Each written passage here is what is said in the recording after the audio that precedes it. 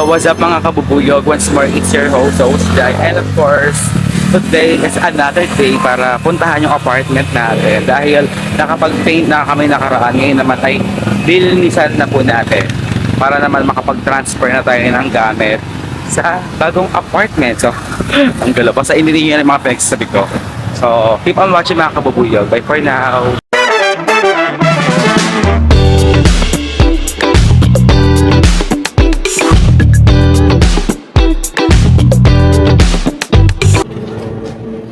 Sa mga bubuyog, ito na nga yung ating pinturahan. Yan, sobrang white na talaga siya. So, ayan. Ito yung aircon, tapos yung mga gamit na iba. So, akit tayo guys. Yan. So, yung ibang parts sa taas, dahil nga kinapos na nga kami ng pintura, ay hindi na namin pa siya nalalaga ng ibang kulay. So, ayan.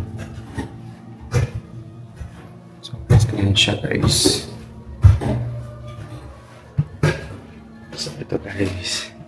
So, malamig siya kasi nga may pintana siya sa taas. So, guys, ayan.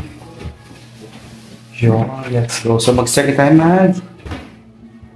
maglinis. So, mga kabubuyog, on the way tayo ngayon sa PH Shop. Yung PH Shop, kaya kakabilihan siya ng mga appliances, gamit. So, parang ganon. So, doon tayo bibili ng walis, basahan, nagagamit na rin sa paglilinis ng apartment para pag pinala yung mga gamit ko, ay okay na tayo. So, let's go. So, ito tayo sa loob ng PH Shop para maghanap ng walis and map na lang siguro guys. Yeah, let's go. Saan ang map?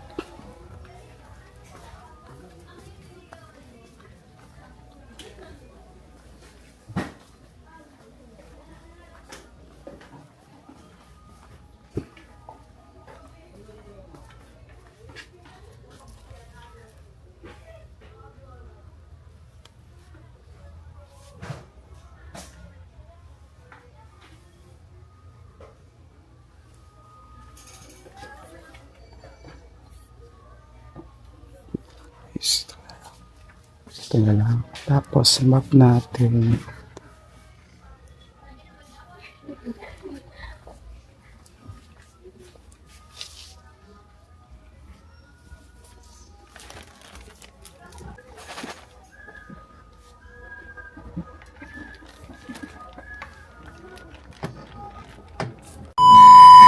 Sa mga kabubuyog, nakabili na nga tayo ng walis, mop, and basahan para sa paglilinis ng ating apartment. Check na siya guys.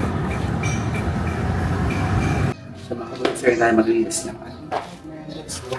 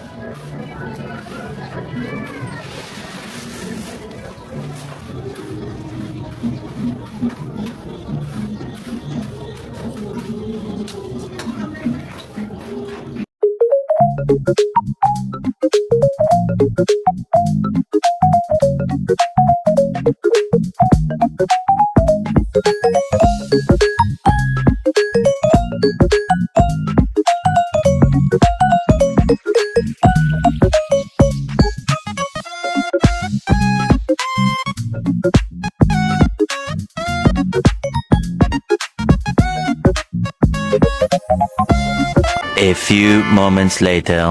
So guys, tapos na nga tayo maglinis ng apartment. So, sa pawis tayo and kukunin natin yung mga gamit. And si Kuya Jeric ulit yung magiging service natin para kumuha ng mga gamit o transfer. Tapos mag-isuyo na lang tayo kala Eson para sa ibang gamit. Para doon na lang ako mag-iintay lagi sa apartment. So let's go. So guys, ay nag-uunti-unti na nga tayo ng mga gamit.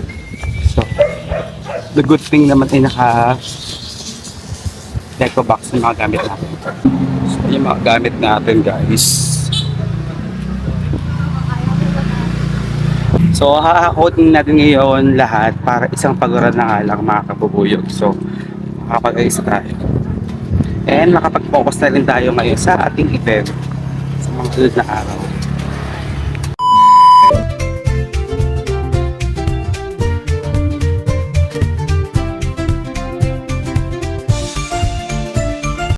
Mga kabubuyog ay may mga gamit na nga tayong nadala dito. Grabe! Ang hirap pala maglipat talaga pagkasimula pero laban lang po. Yan. So ito na yung mga gamit natin guys. So ayan, i-organize lang natin. So ayan. So nakaka-80% na tayo ng mga gamit. Tapos meron lang sa taas. And then konti na lang. Tapos ito yung CR. Yan, nakabit na yung lalagayan ng mga sabon. So yan. So may shower pala and bidet dito. So yan. So, off na lang. So, dahil dyan, mga kabubuyog, magmerienda muna tayo. So, Oreo, baka naman. So, biscuit muna tayo, tapos soft drinks.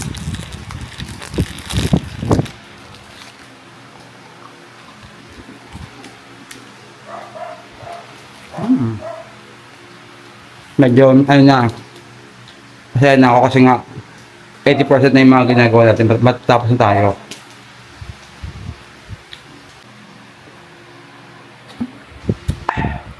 So, isang balik na si Kuya Jeric. Tapos okay na nakuha na lahat ng gamit ko. Siguro 4 na balik din kami.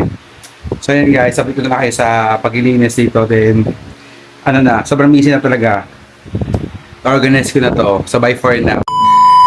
So, yun na nga mga kabubuyog. Ay, tapos na nga tayo mag-linis at magugas ng mga gamit natin. Kasi ibang gamit na alikabukan. Kaya, winash ko lahat. So, ito yung mga, ayan, ito yung uba na yan. So, hindi pa masyadong ayos, pero ang mahalaga ay nahugasan ko na yung ibang gamit. So, konting organized na lang. So, for the meantime, uwi na muna ako, then maliligo na ako muna. Tapos, may kukunin pa tayong ibang gamit na lang last, tas okay na. Tapos, konting gala. Hindi, joke lang. Thank you for watching mga kabubuyog and see you on my next vlog. Bye! To God be all the glory.